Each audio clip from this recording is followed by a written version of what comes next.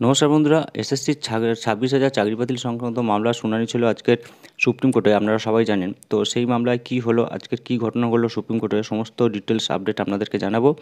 তো আপনারা অবশ্যই চ্যানেলটিকে সাবস্ক্রাইব করে দিন এবং ভিডিওটি বেশি বেশি করে শেয়ার করুন।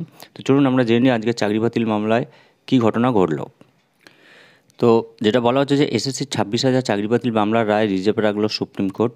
কী হলো এদিন জেনে নিন। তো চলুন আমরা বিস্তারিতভাবে জেনে নেব যে আজকের সুপ্রিম কোর্টে ঠিক কী ঘটনা ঘটলো। যেটা বলা হচ্ছে, আজ সুপ্রিম কোর্টে 26,000 চাকরি বাতিল মামলা শুনানি হলো। এর আগে 28শে জানুয়ারি শুনানিতে গোটা প্যানেলই বাতিল করার আবেদন জানান আইনজীবী বিকাশ রঞ্জন ভট্টাচার্য। এদিন সোমবার এসএসসি 26,000 চাকরি বাতিলের মামলার শুনানি সুপ্রিম কোর্টের প্রধান বিচারপতি সঞ্জীব খান্না এবং বিচারপতি সঞ্জয় কুমার রায়ের বেঞ্চে হয়। তো এসএসসি 2016 সালে মামলার শুনানি শেষ হলো, সিজিআই জাজমেন্ট রিজার্ভ রাখলেন, অর্থাৎ এবার মামলার রায় দেওয়া হবে। সোমবার 2 ঘন্টা ধরে শুনানি চলার পর রায়দান প্রক্রিয়া স্থগিত রেখেছে সুপ্রিম কোর্ট। আজও যোগ্য এবং অযোগ্য প্রার্থীদের আলাদা করা নিয়ে কোনো স্পষ্ট সিদ্ধান্ত নেওয়া যায়নি। সুপ্রিম কোর্টে আজও মিলল না যোগ্য ও অযোগ্য প্রার্থীদের আলাদা করার সূত্র। কীভাবে যোগ্য ও অযোগ্যদের আলাদা করা যাবে সে ব্যাপারে কোনো স্পষ্ট বক্তব্য এদিন তুলে ধরতে পারেনি সিবিআই। এদিন মামলার সব পক্ষের বক্তব্য শোনেন বিচারপতিরা। তবে যোগ্য ও অযোগ্য প্রার্থীদের কীভাবে আলাদা করা যাবে সেই প্রশ্ন করেন প্রধান বিচারপতি। কোনো পক্ষ এর উত্তর দিতে পারেনি। কলকাতা হাইকোর্ট রায় দিয়েছিল 26,000 জনের চাকরি বাতিল করতে হবে। সোমবার সুপ্রিম কোর্টে সিবিআই জানায় তারা হাইকোর্টের রায়কে সমর্থন করে, কারণ এসএসসিতে ব্যাপক দুর্নীতি হয়েছে। কেন্দ্রীয় তদন্তকারী সংস্থার বক্তব্য শোনার পর সুপ্রিম কোর্ট জানায় আসল ওএমআর সিটই নেই, সেটাই প্রধান সমস্যা। পঙ্কজ বংশালের সংস্থা থেকে যে তথ্য মিলেছে তার সঙ্গে কমিশনের তথ্যের মিল নেই। কোনটি আসল এটা কেউ বলতে পারছে না। ফলে যোগ্য ও অযোগ্য বাছাই করার ক্ষেত্রে সমস্যা দেখা দিচ্ছে। 26,000 চাকরি বাতিল সংক্রান্ত মামলায় আসল ওএমআর সিট না থাকার সমস্যার কথা তুলে ধরেন সুপ্রিম কোর্টের প্রধান বিচারপতি সঞ্জীব খান্না। তিনি জানান আসল তথ্য জানা প্রায় অসম্ভব হয়ে দাঁড়িয়েছে।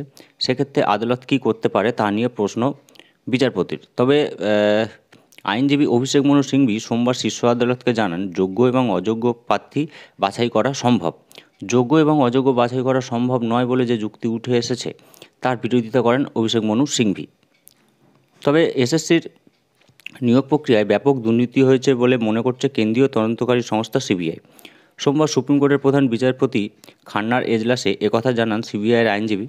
26,000 চাকরি বাতিল মামলায় হাইকোর্টের রায়কেই সমর্থন করছে তদন্তকারী সংস্থা। সোমবার এই মামলায় প্রধান বিচারপতি সিবিআইয়ের বক্তব্য জানতে চান। তখন কেন্দ্রীয় তদন্তকারী সংস্থার আইনজীবী বলেন নিয়োগে ব্যাপক দুর্নীতি হয়েছে, সাদা খাতা জমা দিয়ে চাকরি হয়েছে, হাইকোর্টের রায়ই যথার্থ, ওই রায়ই বহাল রাখা হোক। সিবিআইয়ের বক্তব্য শোনার পর বিচারপতি খান্না জানান সমস্যা হলো আসল ওএমআর সিটই নেই।